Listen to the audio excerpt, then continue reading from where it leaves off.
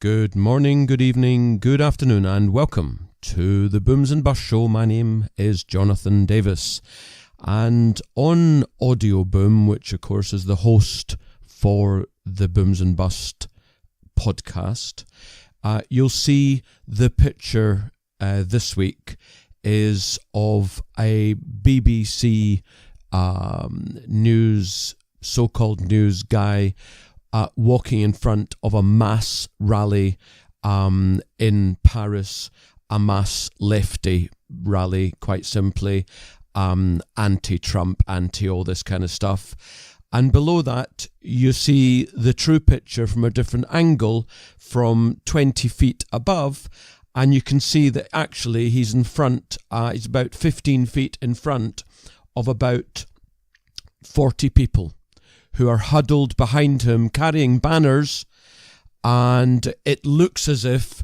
it's a mass, huge rally that he's shouting into his microphone because of all the noise. This is fake news. This is why we have to question absolutely everything that we hear and see in the mainstream media. The Booms and Bust Show is about free market capitalism. It's about liberty. It's about freedom. And it's about common sense. It's got politics in it. It's also got economics and markets. Why the latter two? Because I want to also in these shows give you ideas for helping you in your retirement investing, so that you can have a safe and comfortable retirement. So the World Cup's over. Boo-hoo. The English lads did extremely well to get to the semi-final. Croatia, I would suggest to you, did even better to get to the final. And although they played magnificently throughout the championship, and they were also incredibly honourable, the country of Croatia is incredibly dishonourable, and you saw that that woman, their president, having a good time. Just remember that Croatia is 55th in the World Corruption Perception Index, below Rwanda and Namibia. So, again, question everything you see and hear and read in the mainstream media. They're putting out a perception in marketing speak. They're positioning themselves because they want you to have a certain belief, impression, perception about them. And what could be better than to create a perception but a sporting team excelling? I'm looking at a photo here of 3 teenage girls from the 1970s. It was on Twitter. And they're about 16, 17 years old. You've got one girl from Germany, one girl from Lithuania, and one girl from UK.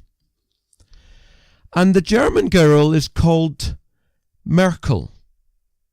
The Lithuanian is called Grybauskaite. And the British girl is May. What are the chances that 3 teenage girls from 3 very different countries, 45 or so years ago, grow up to lead their countries? Who is pulling the strings, listener? Who is pulling the strings? That is one spooky photograph. Talking about Theresa May, or as I now call her, Treason May, I'm delighted to announce that this weekend, I haven't even said, today is Monday, the 16th of July, 2018.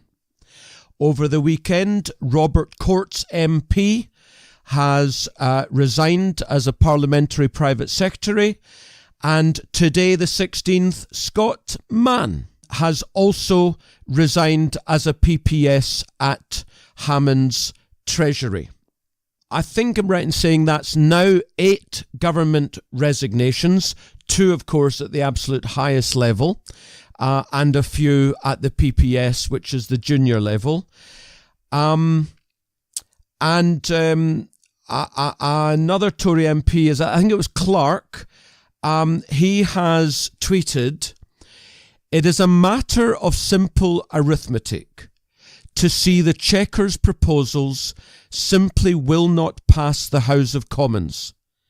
And that is before the EU gets its teeth into them.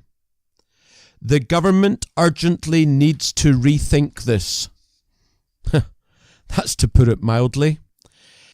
The Brexiters are putting out excellent commentary on why the Theresa May proposals aren't even as useful as a chocolate teapot, and they will not get Brexit. There is no Brexit in those proposals. Brexit means remain. And it appears that the great British electorate are getting the point as well. Only a week or so after the May proposals came out, we get the most recent opinion poll from Opinium Research. Labour are unchanged at 40%. Conservatives are down 6% to 36%. And the Kippers are up 5 to 8%. That's compared to the last time they did such research on the 7th of June, about 5 or 6 weeks ago. Conservative associations are publicly declaring their opposition to the government's Chequers plan and citing overwhelmingly opposition of their various members. So what are we seeing? We're seeing Tories throwing their hands in the air saying, this is ridiculous. We did leave the Tories. We went to the Kippers. We went to UKIP. We went back to the Tories because the Tories promised us in the 2017 manifesto. And then when they won, Theresa May again and again, Brexit means Brexit. She and the cronies, the crony Tories, have lied to us left, right and centre. They're going back to UKIP. Nigel Farage is, quote, threatening, unquote, to come back into full-time British politics to help get people back into UKIP even more, taking them away from the Tories so that we get Brexit. I don't care how we get it. I just hope that we get Brexit. And there's no question the UKIP is suddenly springing back to life. They might want to change their name to Phoenix because that's what they're doing from the ashes. And the levers on the Tory party, the Rees-Moggs, the Bones, Steve Baker, David Davis, Boris Johnson, and Andrea Jenkins, Nadine Dorries, all absolutely fantastic people. They have to make this happen. Because I have deduced that when all said and done, the only people who can make Brexit happen are the Brexiter MPs in the House of Commons. That's the only way that Brexit's going to happen. Because unless they rise up and A, get enough votes to A, get a no confidence vote, and then B, oust Remainer treasonous May, and then B, get a Brexiter Prime Minister who will actually execute the vote of the 23rd of June 2016. Otherwise, there is no way Brexit is going to happen.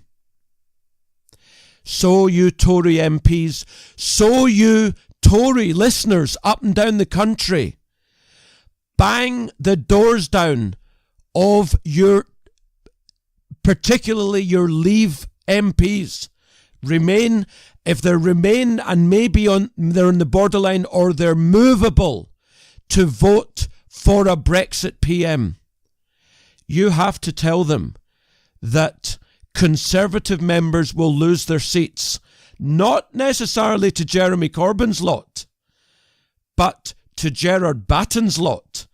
And if that doesn't open a massive crack in British politics, getting UKIP MPs elected, and not just in a little by-election, but in a normal general election, well, that could eventually spell the end of the two-party system.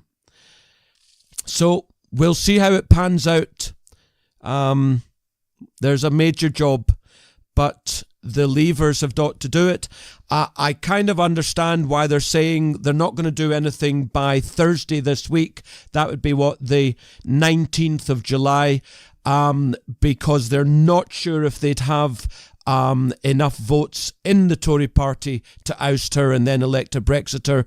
They're waiting until after the summer recess, and then they're going to see, because once the MPs go back to their constituencies and see the venom, the hatred for the treachery, then maybe the Leaver MPs will garner enough support to get rid of her and then get a Brexit PM in. Because, just like David Davis resigned, obviously an ardent Brexiter, and Steve Baker resigned, also an ardent Brexiter, she immediately got Rabin, who was a Brexiter, but who was bought off by a cabinet position, and he's happy to say that the May proposals are Brexit. Well, what a stuff of nonsense.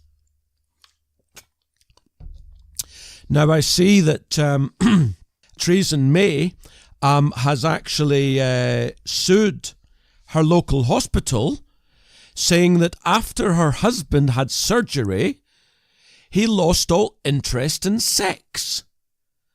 A hospital spokesman replied, "Your husband was admitted for cataract surgery. All we did was correct his eyesight." I might have been a little bit on the untrue side there, but I think you get the point. I'm absolutely furious. I certainly am. But, we'll see how it plays out. Talking about British party politics. How disgusting what Labour has just done in this week. Unprecedented. The chair of the Jewish Leadership Council, unprecedented, has accused the Labour Party of, quote, institutional antisemitism, unquote. The Jewish Labour Leadership Council Chairman Jonathan Goldstein. He has called the Labour Party institutionally anti-Semitic. These people don't say those kinds of things lightly. And they certainly don't say those kind of things without a heavy heart. Because I can tell you, most of them are Labour supporters. What else has that fascist Corbyn done? Well, Naz Shah, the Labour MP who once accused the Jews of rallying to the polls in calls to intimidate their views on Israel, a country which she once called for to be relocated to the United States, and she was suspended from the Labour Party. She's been appointed into the opposition front bench. She is now the Equalities Minister. If that's not enough, let me remind you that Naz Shah MP Twitter account retweeted exactly, Arik. Those abused girls in Rotherham and elsewhere just need to shut their mouths for the good of hashtag diversity. She liked that and she retweeted it. This woman is a racist anti-democrat. And she is, of course, on the front bench of a racist anti-democrat fascist opposition party in a Western first world country. Talking of fascism, the BBC announced their high salaries to their presenters. You note we didn't get to hear about the executives' salaries. The anti-democrat Lineker, he earns £1.75 million. Chris Evans on the radio, £1.66 million. Graham Norton, £600,000. Steve Wright, £550,000. Hugh Edwards, who spreads fake news every day, £520,000. Jeremy Vine, £440,000. Who else? Alan Shearer, football, £410,000. Nicky Campbell, fake news, $410,000. John Humphreys, fake news, $400,000. Andrew Marr, fake news, $400,000. Vanessa Feltz, fake news, $330,000. Eddie Mayer, fake news, $330,000. George Alagaya, fake news, $290,000. Nick Robinson and Evan Davis, fake news, £250,000. Then you got the gardening people and the soft soap people, $230,000. Nick Knowles, Lauren Laverne, who? Well, Gabby Logan, John Sopel, who's on $220,000? Michal Hussein, Laura Kunsberg, Emily Maitlis. Victoria Derbyshire's on $210,000. Who's on $200,000? Jeremy Bowen, Martha Kearney, Amal Rajan, Sophie Rayworth. John McEnroe comes in for 2 weeks a year or a month a year and does tennis, $190,000 a year. I mean, it's just too frightening. What's even more frightening? Zoe Ball, Matt Baker and Alex Jones from The One Show, Tess Daly from Strictly, Derek Thompson and Amanda Mealing from Casualty, Brian Cox, Science Documentaries. We don't even get to hear what they're paid. Why? Because they are deemed to be independent productions. Who produces Strictly? BBC Studios. Who produces The One Show? BBC Studios. Who produces Casualty? BBC Studios. And they're independent. If they want to earn fortunes, go and work in the private sector. Why aren't you in the private sector? Because they don't want you there. You couldn't hack it in the private sector. Right. Donald Trump now. Donald Trump weekend, wasn't it? He told the NATO countries, the other wealthiest countries in the world, Germany, France, Spain, Italy, NATO's allies, you got to hit the 2% of GDP target to spend on defence by January, or, quote, we, the United States, are going to do our own thing, unquote. How wonderfully extraordinary. You want to know who spends what? On NATO defence spending as a percent of GDP, the US, a massive 3.7%. The UK, 2.1%. France, 1.7, Canada 1.3, Germany 1.2, Italy 1.1, and Spain 0.9%. Incidentally, Germany as a percent of GDP is ever so slightly above that of Italy, while Germany's debt to GDP is 64% and Italy's debt to GDP is 133%. Let's see how that pans out. What I'd hate it to be is that they borrow more and spend more and cut nothing. What I'd love it to be is that the Europeans spend more, America spends less. Of course, that's pie in the sky. It's not going to happen. The defense lobby in America is absolutely gigantic. There's no way on earth that America's spending less than, what is it? Something like $700 or $800 billion every year. So Saturday morning, 14th of July, French Independence Day, Bastille Day.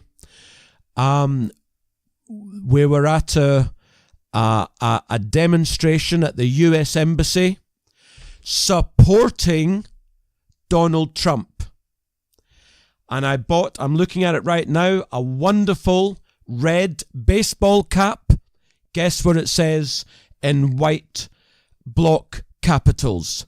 Make Britain great again. And I love my new hat. As I walked away later on from Whitehall, I'll come to that in a second, I found it very interesting. I actually got some double take stares, and I even got a couple of comments. One was we're already great, mate. And I said, if only. And I really did get a few double take stares.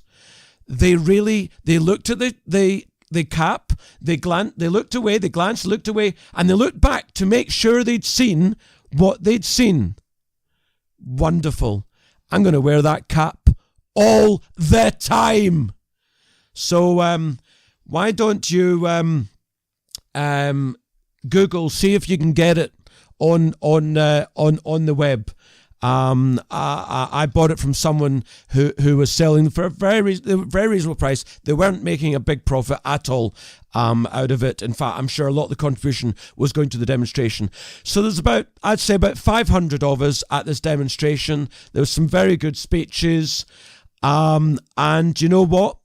There was about 50 or 60 police people, including half a dozen on horseback. What did they think was going to happen? Apparently you were not allowed to sing anything about Trump or Tommy Robinson when you left the demonstration.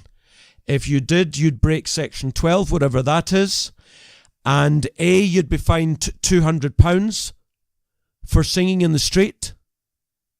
And also the organisers of the pro-Donald Trump rally could have been put in prison for up to 3 months if one of us had left there singing some kind of a slogan. I say again, what on earth is this country coming to or at? This demonstration, of course, took place the day after the anti-Donald Trump demonstration, which, of course, had absolutely gigantic media attention and repeated again and again and again.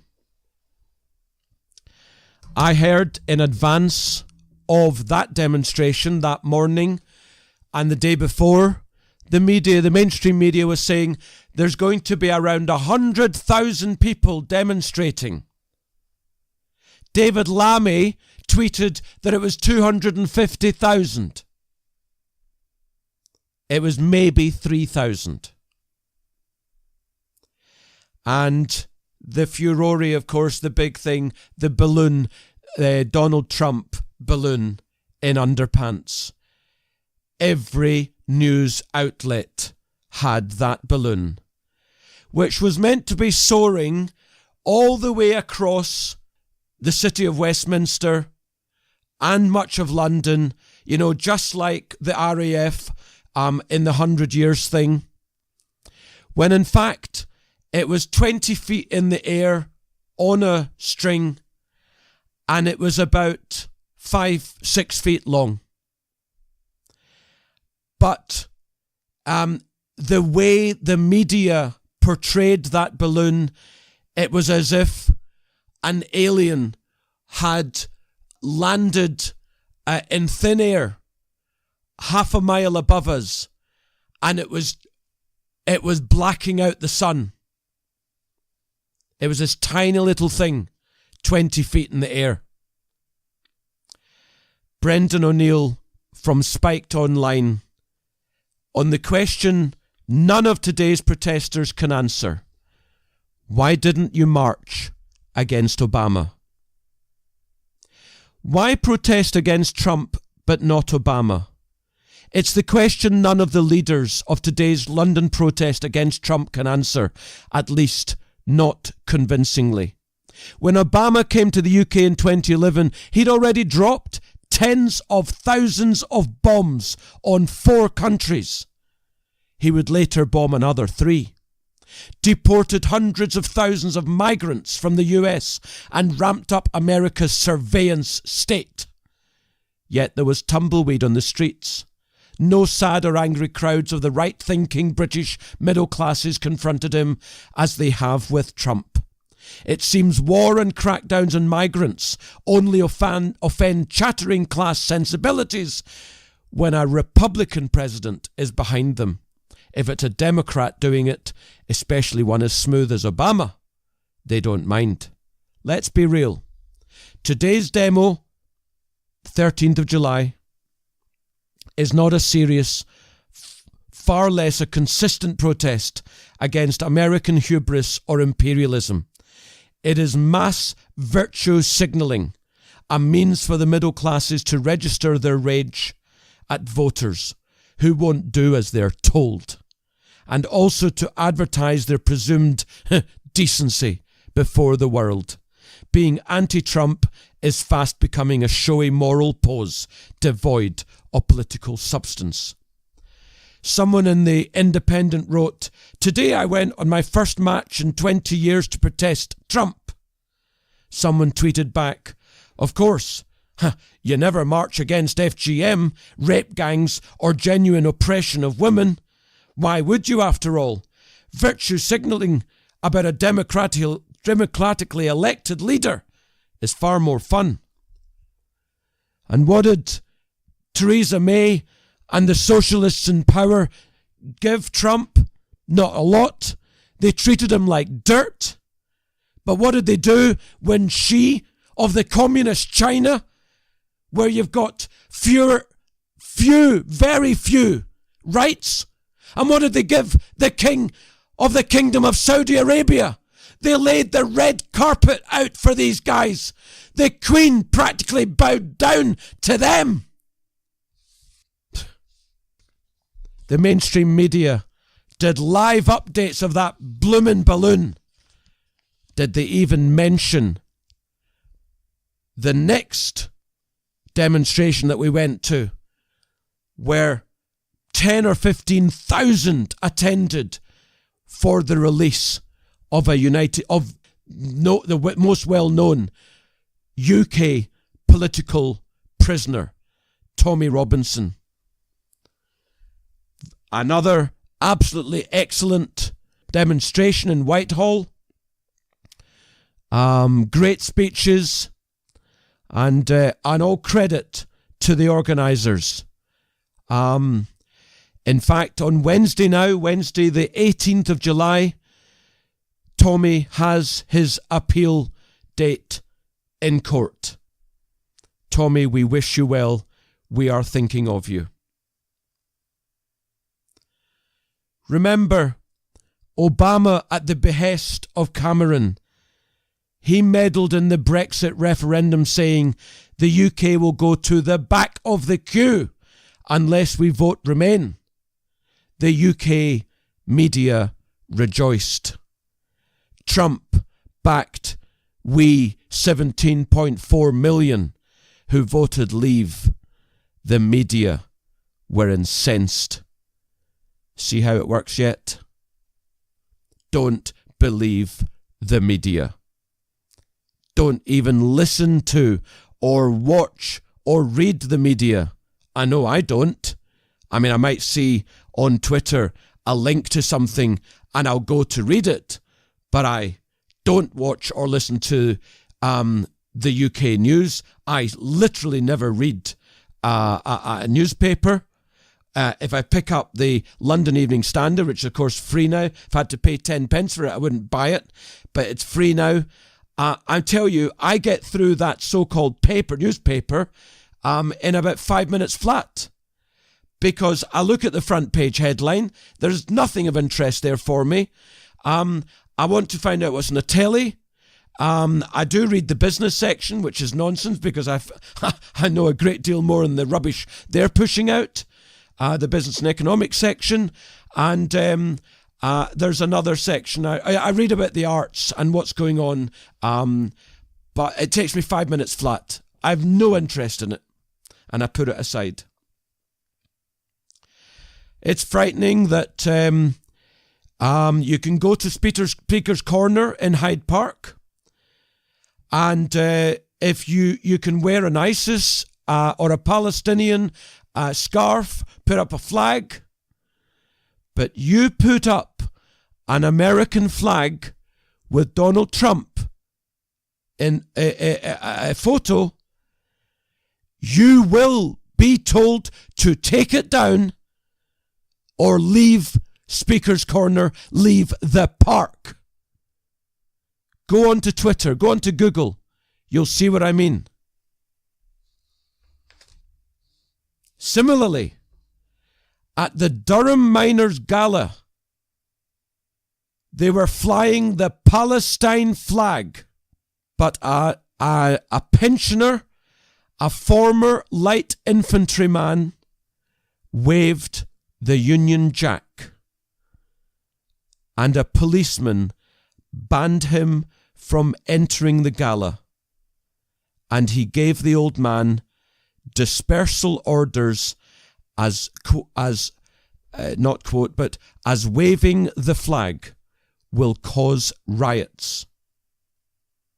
He said, the policeman said, and I quote, "I know fine well that flag is going to cause me problems, so take it down," unquote. A Union Jack is banned in Britain, but a Palestinian flag run by terrorists is no problem. Terrorists who, incidentally, we are told by Major Keren Hagioff of the Israeli Defense Force, who did a piece to camera yesterday, the 15th of July, Hamas fired a rocket, fired 70 rockets yesterday, but one in particular, at a particular building from which she was reporting to camera. What was that building that those terrorists, Palestinian terrorists, fired a rocket at?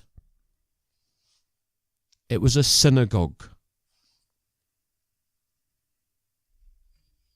And you can fly a Palestinian flag at the Durham Miners Gala, but a retired light infantryman with his medals and his beret was not allowed to enter with his Union Jack.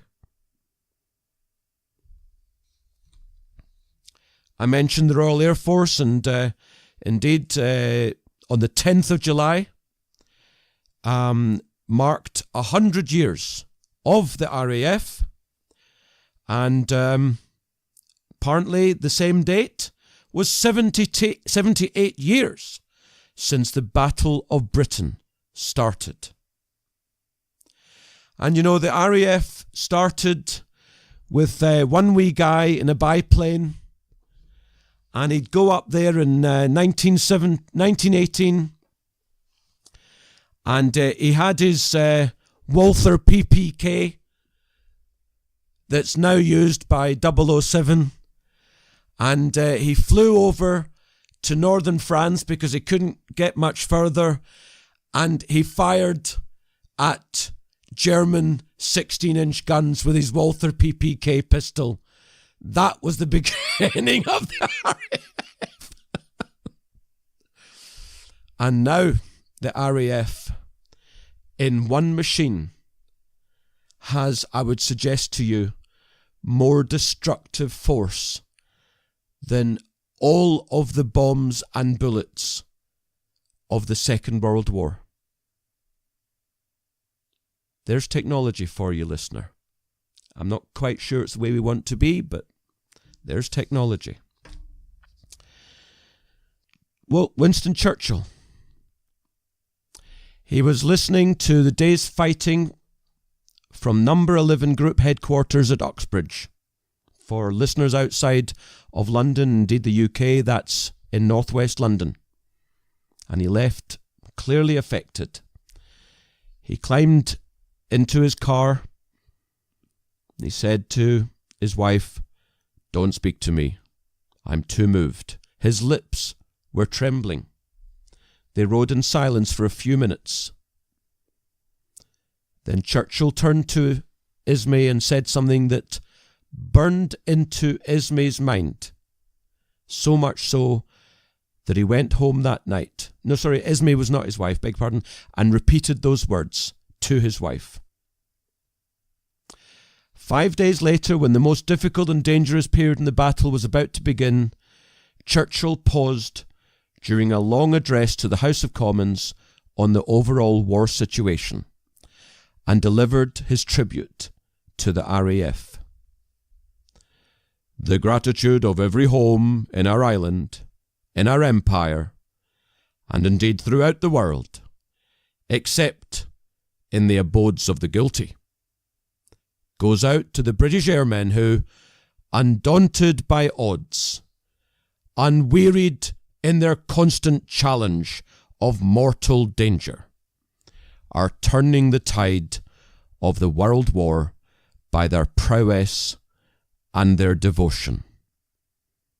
Never in the field of human conflict was so much owed by so many to so few." And I'm reminded of what I used to think after the bank bailouts in 2008 and 2009. Never in the field of human finance was so much owed by so few to so many. I see a report from the BP Statistical Review of World Energy, June this year, that the United States, remember Trump didn't attend the Paris Convention when 150 world leaders arrived by plane to tell us to use less fuel. The United States had the largest decline in CO2 emissions in the world for the 9th time, for the 9th year so far this century. 9 out of 18. Biggest increase in emissions, China and India, Turkey, and the European Union. Now, and you could be my queen, for nothing could drive them away.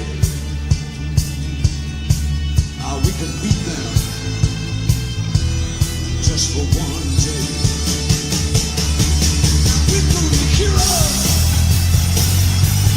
just for one day. And well, I wish I could swim like dolphins can swim.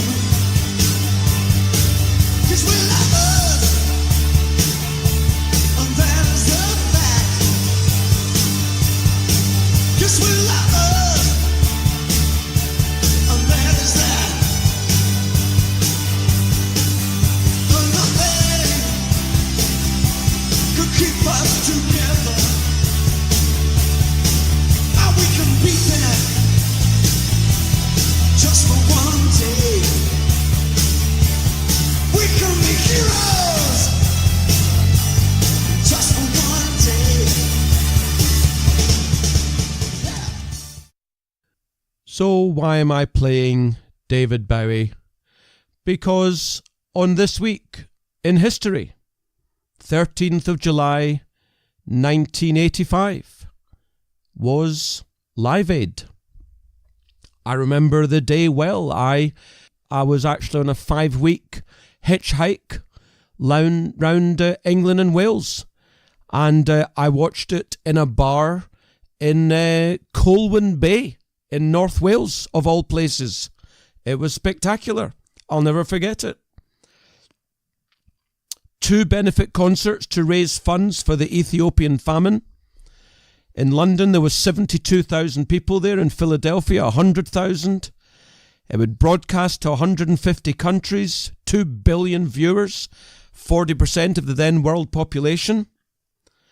And it was a spectacular event, dual event. And not to take anything away from Sir Bob Geldof, he deserved his knighthood. Of course, they should have it taken away from him now for being such an anti-democrat. But yeah, something to remember.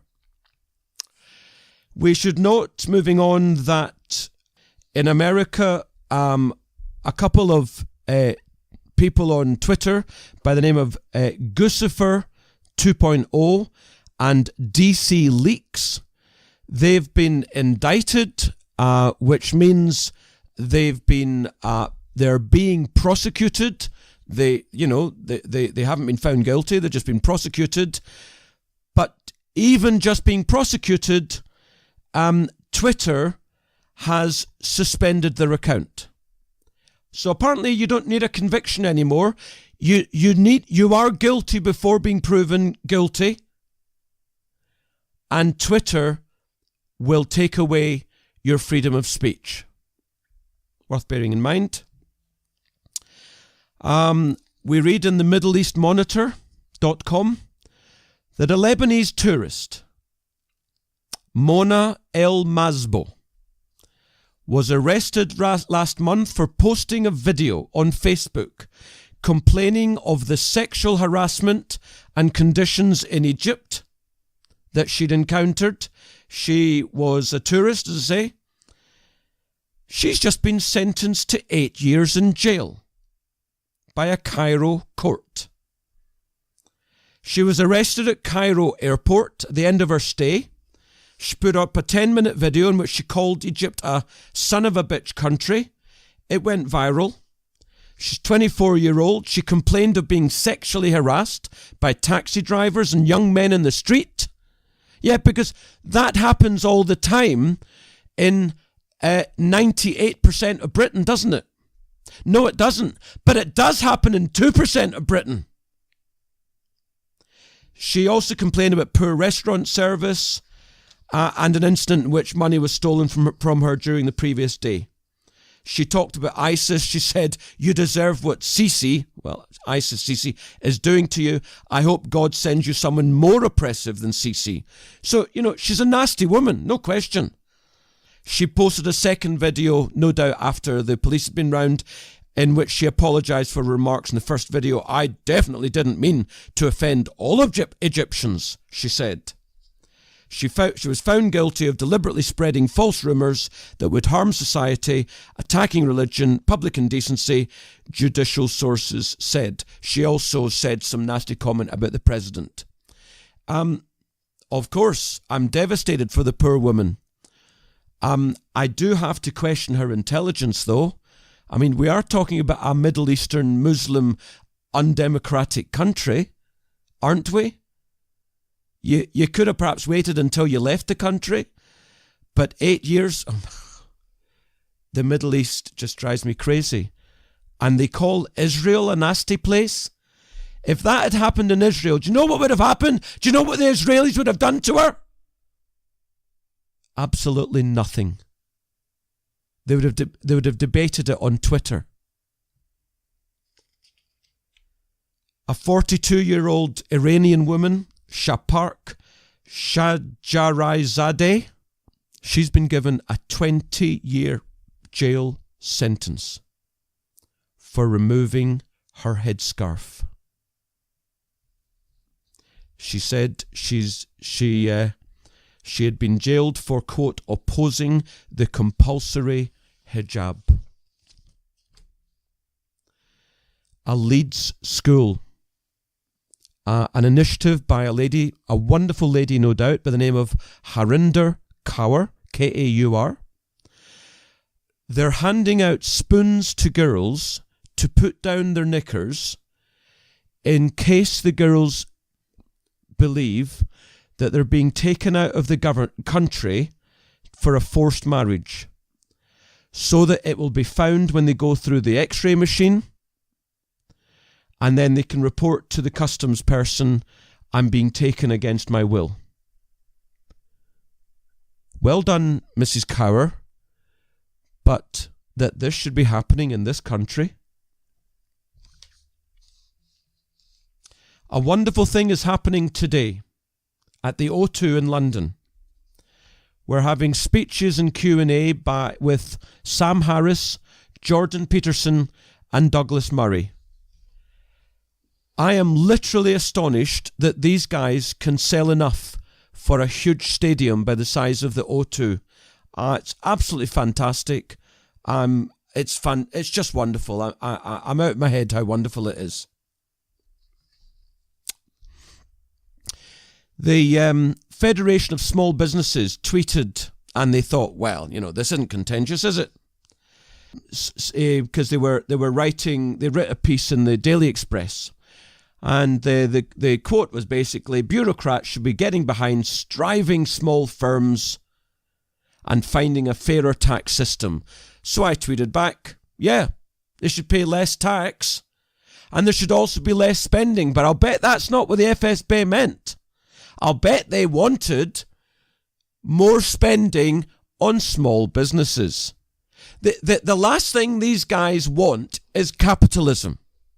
What they want is cronyism, just like the big companies, just like the multinationals, just like the rotten lot of them. But if they'd only realise that what we need is capitalism, that way you'd get a higher amount of money available for spending in the people's hands. In a similar vein, a lady by the name of Jules Dolby tweeted, my lovely niece, and there's a photo of her, who is paying approximately £50,000 for 3 years to become an NHS midwife. While they're short of 3,500 midwives. She's actually working. She only gets 7 weeks of holiday a year as a student. She is literally ... whatever. I get it. And I get the small business. I get what you're all saying. But if we hadn't bailed out the bankers and indeed the homeowners, we would not be in the situation we are now. They're talking about possibly economic growth subsiding. I don't see it, but if it does happen, it's not going to be because of Brexit. It's because of 9 years, practically a decade of financial repression. Who do you think's paying the interest on all that bloomin' debt?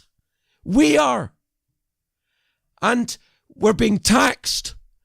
And it's extremely low interest rates on the base rate, so therefore deposit rates are paying nothing. Financial repression is keeping the economy mild as opposed to strong. One of the strongest economies in the world is Iceland. What did they do to the bankers? By the way, we read that Mexico is building a wall along its southern border. Get this, to combat illegal immigration into Mexico. 2 points. 1, oh, the irony. 2, where is it in the media? It's outrageous. Economics. Got an amazing chart here that the pound sterling's been falling since 1931 when we left the gold standard. And it went up to an index of 140, where the index of 100 was equivalent to our 1867 level. And it went down from 140, and it's currently now under 30. And it's practically a straight line since 1931 to 2018. And of course, it's all because of Brexit, isn't it? Think about it. The pound has been devaluing for 90 years because of governments, because of socialism. Switzerland has largely a free enterprise system. Look at its currency strength and look how powerful Switzerland is, and look how prosperous and huge standard of living the Swiss have. You know, I'm talking about inflation all the time. I note that US inflation has now risen to 2.9%, the highest level in over 6 years. Do not tell me that inflation is not rising. In fact, in 2015, it was minus 0.2%. It's now up to the rolling historical median, which is also at 2.9%. And it seems to me it's in a rising trend. Those interest rates are going to keep on rising. I haven't got time to do job losses through automation. Haven't got time to do that either. Hopefully next week. Yeah, emerging markets, an amazing chart. India has the largest youth population at 730 million. This is the largest youth population the world has ever seen. And indeed, based on demographic projections, it's likely to be the largest the world will ever see. This is defined as under 29s. Now look, if you get 730 million under 29, and China's got 520 million, Indonesia 140 million, Nigeria the same, the US 130 million. Why wouldn't you be investing in emerging markets? They're going to be around for a long time. I note that according to the Wall Street Journal survey of economists, we're getting back to economists' view of GDP growth, negative as it was in 2016, which is great for the stock market. Because remember when there was depression in the air in 2016 and then the stock market took off like a rocket? Fantastic. Talking about the stock market, on the 12th of July, the New York Stock Exchange advance decline line, comparing the number of stocks advancing with the number of stocks declining, it closed at new all-time highs. So we continue to hear how only a few stocks are leading the market higher. It's not true. It's not true. We have an all-time high number of stocks going higher. unsubscribe, delist from the newsletters, the emails, the people you follow on Twitter who are telling you falsehoods for their own gain. I assure you, it's not for yours. Last week, global markets added $1.5 trillion in market capitalization. There is no stocks problem. In the Barron's Journal last week, Jeffrey Gundlach, billionaire, we're closer to recession. Abby Joseph Cohen from Goldman's, we have tougher times ahead. Barron's reporters, utilities worth a second look. In other words, if there's a problem, you go to the safe areas. The panel topic, is the recession ahead? Sentiment is so negative. It's brilliant for stocks. Quotes of the week, with a few minutes to go. The first two from the great Thomas Sowell. He has got so many corkers. The guy is my absolute hero. Competition does a much more effective job than government at protecting consumers. Welfare can give you money, but it cannot give you job experience that will move you ahead economically. Adlai Stevenson. My definition of a free society is a society where it is safe to be unpopular. Ayan Arzan Ali. I lived in countries that had no democracy, so I don't find myself in the same luxury as you do. You grew up in freedom, and you can spit on freedom, because you don't know what it is not to have freedom. And from Alistair JT on Twitter, Our Father, who art in Hamas, Jeza be thy name. Thy government come, our crash will be done in Britain as in Venezuela. We will be begging for our daily bread and forgive IRA terrorists. In fact, forgive all who terrorize against us. Lead us not into work, but deliver us our dole. Amen. Actually, that should be a person. Listener, I've had a blast. I'll see you next week.